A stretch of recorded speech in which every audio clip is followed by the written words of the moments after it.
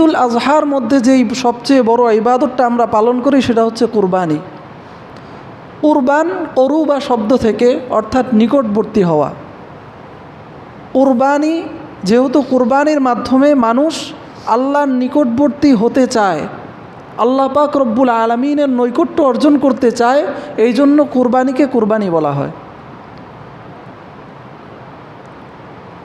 এখন একটা প্রশ্ন হলো যে এই কুরবানি কি আমাদের জন্যই শুধু ওয়াজিব, নাকি এই কুরবানি আগেও কখনো ছিল? এই প্রশ্নের উত্তর হলো যে কুরবানি যখন থেকে পৃথিবী সৃষ্টি হয়েছে, সর্বপ্রথম যেই মানুষটাকে আল্লাহ পাক রব্বুল আলামিন এই পৃথিবীর মধ্যে প্রেরণ করেছেন, তার সময় থেকেই এই কুরবানি পৃথিবীর মধ্যে চালু ছিল ইবাদত হিসাবে। তবে সেই কুরবানির পদ্ধতি এবং পন্থা ভিন্ন ছিল। আল্লাহ পাক রব্বুল আলামিন এই পৃথিবীর মধ্যে সর্বপ্রথম যেই মানুষটাকে সৃষ্টি করেছেন তার নাম কি বলেন তো? হজরতে আদম আলাইহিসসালাতু ওয়াসসালাম। তার নাম কি? হজরতে আদম আলাইহিসসালাতু ওয়াসসালাম। পৃথিবীর মধ্যে সর্বপ্রথম মানুষকে হজরতে আদম আলাইহিসসালাতু ওয়াসসালাম। তিনি যেমনিভাবে সর্বপ্রথম মানুষ, ঠিক তিনি হচ্ছেন এই পৃথিবীর মধ্যে সর্বপ্রথম নবী। সর্বপ্রথম কি? নবী। আমরা অনেকেই জানি না যে আমাদের বাবা অথবা আমরা হজরতে আদম আলাইহিসসালাতু ওয়াসসালাম থেকে এসেছি, এই বিষয়টা আমাদের অনেক সময় মাথায় থাকে না যে আমাদের সর্বপ্রথম মানুষকে। এর থেকে আরও এক ধাপ এগিয়ে আমাদের শিক্ষা ব্যবস্থার মধ্যে একটা পার্ট আছে এরকম যে তারা শিক্ষা দেয় থিওরির মাধ্যমে যে মানুষ এটা কোনো মানুষ থেকে আসে না, মানুষ এটা বানর থেকে সৃষ্টি হয়েছে। এবং এটা আমাদের মুসলমান সন্তানেরা এগুলো আবার মুখস্থ করে, পরীক্ষায়ও লেখে। তো আমরা যারা মুসলমান, আমাদের বিশ্বাস কি সর্বপ্রথম মানুষ হচ্ছেন হজরত আদম আলাইহিসসালাতু ওয়াসসালাম। এর পূর্বেও যে কি বড় একটা ইতিহাস আছে সে সম্পর্কেও আমরা জানি যে এই পৃথিবীতে হজরত আদম আলাইহিসসালাতু ওয়াসসালাম আসার আগে তিনি ছিলেন জান্নাতের মধ্যে। জান্নাত থেকে আল্লাহ পাক রব্বুল আলামিন হজরতে আদম আলাইহিসসালাতু ওয়াসসালামকে এই পৃথিবীর মধ্যে প্রেরণ করেছেন। সেখানে একটা ইতিহাস আছে। তো এই পৃথিবীর মধ্যে হজরতে আদম আলাইহিসসালাতু ওয়াসসালামের সঙ্গিনী হিসাবে হজরতে হাওয়া আলাইহিসসালাতু ওয়াসসালামকেও আল্লাহ তাআলা জান্নাত থেকে প্রেরণ করেছেন। তো পৃথিবীর মধ্যে সর্বপ্রথম মানুষ ছিলেন কে?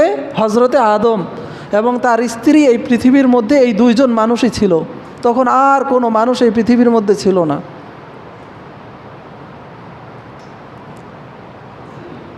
যেহেতু তারা সর্বপ্রথম মানুষ ছিলেন, একেবারে একা একা আল্লাহ পাক রব্বুল আলামিন তাদের সন্তান দান করলেন। এখন সন্তান আল্লাহ তাআলা যে দান করলেন, এই সন্তান থেকে যদি পৃথিবীর মধ্যে মানুষ হতে হয় তাহলে তো তাদের বিবাহ শাদীর প্রয়োজন আছে। এই জন্য আল্লাহ তাআলা তাদেরকে জোড়ায় জোড়ায় সন্তান দিতেন। আদম আলাইহিসসালাতু ওয়াসসালামের সর্বপ্রথম একজোড়া সন্তান হয়। একজনের নাম হচ্ছে কাবিল, আর তার জোড়ার যে মেয়ে হয়েছিল তার নাম ছিল আকলিমা। এই নামটা আমরা অনেকেই শুনি। তো কাবিলের জোড়া হচ্ছে আকলিমা। তো পৃথিবীর মধ্যে সর্বপ্রথম সন্তানের যে জোড়া ছিল, একজনের নাম ছিল কাবিল, আরেকজনের নাম ছিল কি? আকলিমা। দ্বিতীয় জোড়ায় যেই সন্তান হয়, একজনের নাম ছিল হাবিল। এই হাবিলকে আমরা সবাই চিনি, হাবিল কাবিলের যে ঘটনা শুনি। আর তার সাথের যে জোড়া ছিল তার নাম গালেবান জুমা ছিল, অথবা এরকম একটা নাম ছিল। তো আল্লাহ পাক রব্বুল আলামিনের বিধান ছিল যেহেতু পৃথিবীর মধ্যে আর কোনো মানুষ নেই, সুতরাং এখানে ভাই বোন বিবাহ হবে। তবে ভাই বোন এটা যে জোড়ায় জোড়ায়, এই জোড়ার সাথে জোড়া বিবাহ হতে পারবে না, বরং আগের জোড়ার সাথে পরের জোড়া বিবাহ হবে। আগের জোড়া এক ছেলে এক মেয়ে, পরের জোড়া এক ছেলে এক মেয়ে, দুই জোড়ার সাথে বিবাহ হবে। এটা হচ্ছে আগে যখন পৃথিবীর মধ্যে কোনো মানুষ ছিল না তখন এই নিয়ম ছিল। কিন্তু আমাদের এই উম্মতের জন্য ভাই বোনের মধ্যে বিবাহ শাদী সম্পর্ক কি? সম্পূর্ণ হারাম। তো ওই সময়ের নিয়ম ছিল যে প্রথম জোড়া দ্বিতীয় জোড়ার সাথে কি হবে? বিবাহ হবে। আল্লাহ তাআলার বিধান ছিল। যখন তারা বালেগ হলো, তাদের উপনীত বয়সে পৌঁছলো, তখন তারা বিবাহ করবে। আদম আলাইহিসসালাতু ওয়াসসালাম আল্লাহ পাক রব্বুল আলামিনের নির্দেশনা শুনিয়ে দিলেন যে কাবিল যে বড় আছো, তোমার জোড়া যে আকলিমাকে তুমি বিবাহ করতে পারবে না, তুমি বিবাহ করবে হাবিলের যে জোড়া আছে তাকে। কিন্তু সব সন্তান তো একরকম হয় না। আকলিমা ছিল ওই সময় বিশ্ব সুন্দরী, বিশ্বের মানুষ যা ছিল ওই সময় অনেক সুন্দর ছিল, কিন্তু পরের জোড়ার যে মেয়েটা ছিল সে একটু তার চেয়ে কম সুন্দর ছিল, যার কারণে সে বলল যে না, আমি কিছুতেই তাকে বিবাহ করব না, আমার জোড়া যে আছে আমি তাকে বিবাহ করব। এখন আদম আলাইহিসসালাতু ওয়াসসালাম আল্লাহ তাআলার বিধান শুনালেন যে হে আমার ছেলে, এটা আল্লাহ তাআলার বিধান, তুমি তাকে বিবাহ করতে পারবে না। কিন্তু কাবিল ছিল, সে আল্লাহকে মানবে না, আল্লাহর বিধানকে সে তোয়াক্কা করবে না, সে তাকেই বিবাহ করবে। এরপর আদম আলাইহিসসালাতু ওয়াসসালাম তাকে বললেন যে ঠিক আছে, তুমি যেহেতু বিবাহ করতে চাও না, তাহলে তুমি একটা কাজ করো। সে বিবাহ করবে, আল্লাহর হুকুম লঙ্ঘন করবে, বিষয়টা এরকম না। সে বলে না, আল্লাহ তাআলা এরকম নির্দেশ দিতে পারেন না, এটা আল্লাহ তাআলার নির্দেশ না, আমি আমার জোড়াকে বিবাহ করব, আমি পরবর্তী জোড়াকে কেন বিবাহ করব। এই ঘটনা শুধু এতটুকুই সীমাবদ্ধ না, এটা আল্লাহ তাআলা কোরআনের মধ্যে এই ঘটনা ব্যক্ত করেছেন। আল্লাহ পাক রব্বুল আলামিন নবীজিকে বলেছেন, ওয়াতলু আলাইহিম নাবা আবনাই আদম বিল হক, হে আমার নবী, আপনি আদমের দুই পুত্রের ঘটনা যথাযথভাবে আপনার উম্মতকে শুনিয়ে দিন, বুঝিয়ে দিন। তো ঘটনা বর্ণনা করার অনেক তাৎপর্য থাকার কারণেই এটা বর্ণনা করা হয়েছে। এর মধ্যে অনেক শিক্ষা আছে। অনেক সন্তান আছে আমাদের, দেখবেন আল্লাহর বিধান পেশ করবেন তার সামনে যে তুমি গান শোনো, আল্লাহ তাআলা হারাম করেছেন। সে দেখবেন উত্তরটা কী দেয়, হয়তো এটা দিবে যে আমি মানবো না, না হলে উত্তর দিবে আল্লাহ তাআলা এই বিধান দিতে পারেন না। এই কাবিলের এই উত্তর ছিল। আদম আলাইহিসসালাতু ওয়াসসালাম বললেন ঠিক আছে, হাবিল কাবিল তোমরা আসো, তোমরা দুইজন আল্লাহর জন্য কিছু উৎসর্গ করো, কুরবানি করো। আল্লাহ পাক রব্বুল আলামিন বলেন, ইয করবা কুরবানান ফাতুকুব্বিলা মিন আহাদিহিমা ওয়া লাম ইউতাকাব্বাল মিনাল আখার। আল্লাহ পাক রব্বুল আলামিন বলেন, এরপর তারা দুইজন দুইটা কুরবানি করলো। তো যার কাছে যা ছিল এটা দিয়েই কোরবানি করলো, কারণ ওই সময় কোনো প্রাণীর মাধ্যমে কোরবানি করা বাধ্যতামূলক ছিল না। আল্লাহর কাছে উৎসর্গ করত, সে তার সম্পদের মধ্য থেকে যা ছিল তাই উৎসর্গ করতে পারত। হাবিল সে পশু লালন পালন করত, সেই হিসেবে সে একটা দুম্বা, এবং কাবিল সে কৃষি কাজ করত, যার কারণে সে কিছু শস্য, সে ফসল সে পাহাড়ের উপরে রেখে আসলো। ওই সময় নিয়ম ছিল, যদি কোরবানি কবুল হয় তাহলে আকাশ থেকে আগুন এসে তার কোরবানি জ্বালিয়ে দিত, পুড়িয়ে ছারখার করে দিত। এর মাধ্যমে বোঝা যেত যে এই কোরবানিটা কবুল হয়েছে। যখন হাবিল একটা প্রাণী, সে সুন্দর একটা প্রাণী সে কুরবানির জন্য প্রস্তুত করলো, আর কাবিলও কিছু শস্য সে কুরবানির জন্য প্রস্তুত করলো ঠিক, কিন্তু তার অন্তরের মধ্যে ছিল আমার কুরবানি কবুল হোক অথবা না হোক, আমি আকলিমাকেই বিবাহ করব। আর কাবিলের মনোযোগ এরকম ছিল, তার মানসিকতা এরকম ছিল যে আমি এই কুরবানি আল্লাহর জন্য করলাম, আমি তাকে বিবাহ করতে পারি আর না পারি আমার ওটা কোনো উদ্দেশ্যই নাই। আমার উদ্দেশ্য হলো আমার কুরবানির মাধ্যমে যেন আল্লাহ তাআলা আমার উপর খুশি হয়ে যান। সুবহান, আমার কাজটা হবে আল্লাহর জন্য, এরপর আল্লাহ তাআলা আমাকে দেন না দেন সেটা পরের কথা, কিন্তু আমি চাই আল্লাহ তাআলা যেন আমার উপর খুশি হন। এই দুই মানসিকতা ছিল, দুই রকম ছিল। তারা যখন এই কোরবানি পেশ করলো, সাথে সাথে আসমান থেকে একটা আগুন এসে ওই হাবিলের কোরবানিটাকে জ্বালিয়ে পুড়িয়ে ছারখার করে দিল। এর মাধ্যমে প্রমাণিত হয়ে গেল যে হাবিলের দাবি ঠিক আছে এবং হাবিলই সঠিক পথের উপর আছে, এবং আল্লাহ তাআলা তার কোরবানি কবুল করেছেন। যখন তার কোরবানি কবুল হয়েছে, যেহেতু কাবিলের আগে থেকে পরিকল্পনা ছিল যে আমার কোরবানি কবুল হোক অথবা না হোক আমি বিবাহ করবই, এখন তার ভাইয়ের কোরবানি কবুল হওয়ার কারণে সে তার ভাইকে বলল যে লাআকতুলান্নাক, অবশ্যই আমি তোমাকে হত্যা করব। নাউজুবিল্লাহ। সে হিংসা করতে লাগছিল, তোমার কোরবানি কেন কবুল হলো, আমার কোরবানি কবুল কেন হলো না। হিংসা করে সে কী করলো যে তোমার কোরবানি কেন কবুল হলো, তোমাকে আমি হত্যা করে ছাড়ব। ক্বালা লাআকতুলান্নাক, আমি অবশ্যই তোমাকে হত্যা করে ফেলব। এবার হাবিল বলে, ইন্নামা ইয়াতাকাব্বালুল্লাহু মিনাল মুত্তাকিন, হে আমার ভাই, আমার সাথে হিংসা করার তো কোনো কারণ নাই, কারণ আমি তো আমার কুরবানি নিজের শক্তিতে কবুল করাতে পারি নাই, বরং আমার অন্তরের তাকওয়া দেখে আল্লাহ পাক রব্বুল আলামিন এই কুরবানিকে কবুল করে নিয়েছেন। তো আমার অন্তরে তাকওয়া ভালো ছিল, এই জন্য আল্লাহ তাআলা কবুল করেছেন। ইন্নামা ইয়াতাকাব্বালুল্লাহু মিনাল মুত্তাকিন, আর আল্লাহ তাআলা তো মুত্তাকিনদের থেকে ইবাদত কবুল করে থাকেন। তাফসিরের কিতাবের মধ্যে এসেছে এই মুত্তাকিনদের আলোচনা করতে গিয়ে যে আল্লাহ তাআলা সবাই তো ইবাদত করে, কিন্তু যাদের অন্তরের মধ্যে তাকওয়া আছে, আল্লাহর ভয় আছে, যারা ইবাদত বন্দেগী একমাত্র আল্লাহর জন্য করে থাকে, তাদের ইবাদতটাই আল্লাহ তাআলা কবুল করে থাকেন।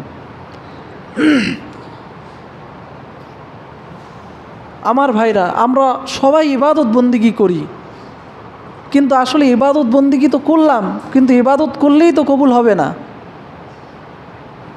আগে আমাদের মনটা একটু ঠিক করেই তো আসলে আমরা যে ইবাদতটা করি, এই ইবাদতের মাধ্যমে লাভ কার, আমাদের নাকি আল্লাহর? আমাদের লাভটা কাদের? আমাদের ইবাদত বন্দেগী যদি কবুল না হয়, আল্লাহ তাআলার কোনো ক্ষতি আছে?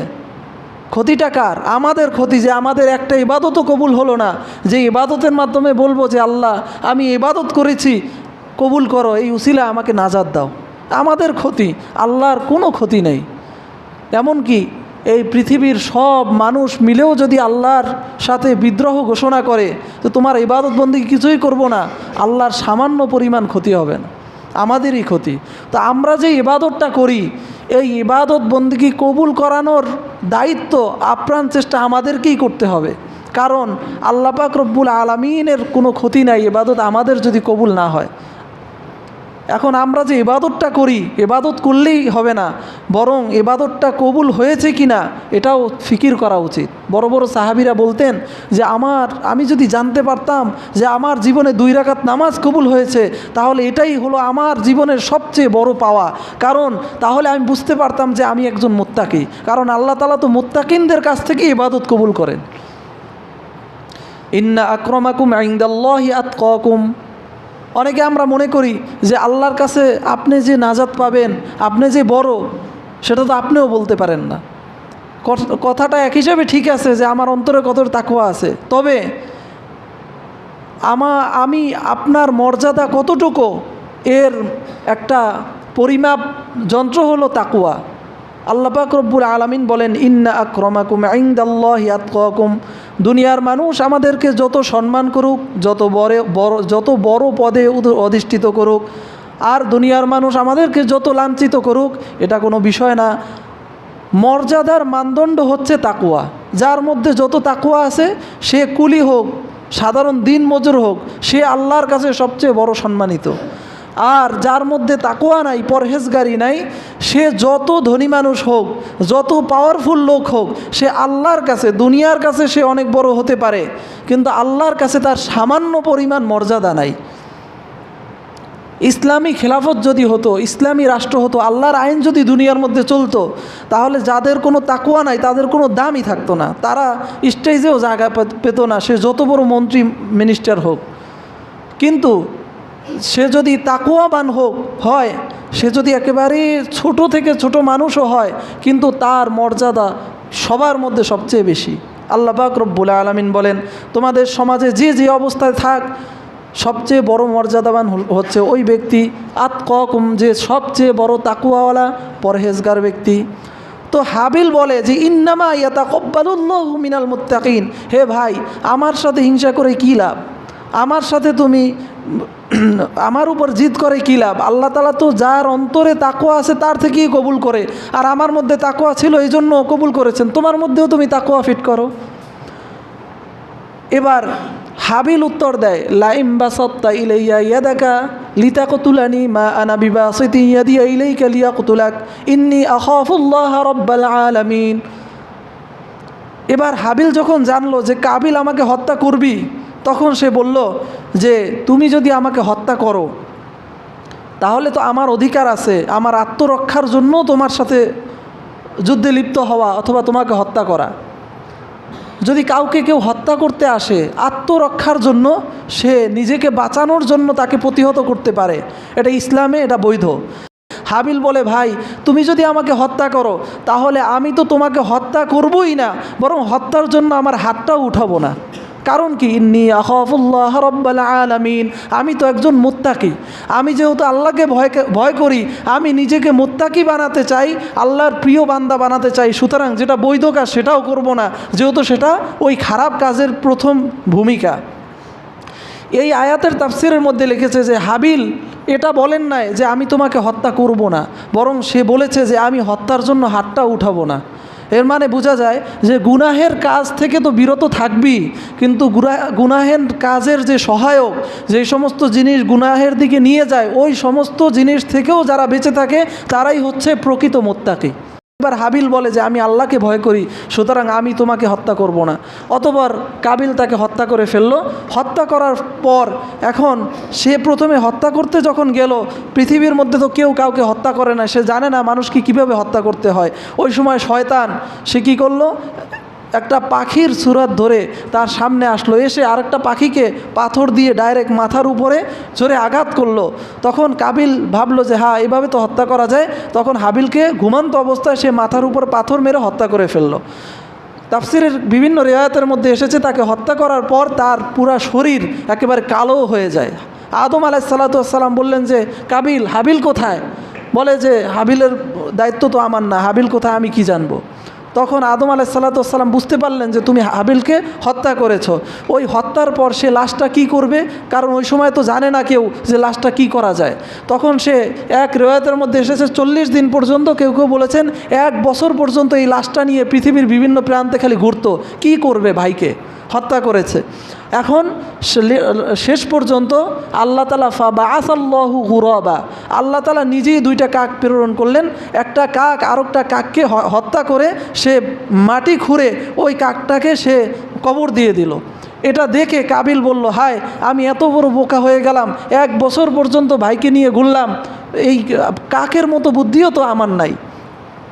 এই বলে সে অনুতপ্ত হলো, কিন্তু সে গুনাহ থেকে তো মাপ পেল না। হাদিস শরীফের মধ্যে এসেছে পৃথিবীর মধ্যে যত হত্যা হবে, এই হত্যার ভূমিকায় যেহেতু ছিল কাবিল, এই কারণে সব হত্যার একটা অংশ সেই কাবিলের আমলনামার মধ্যে যাবে।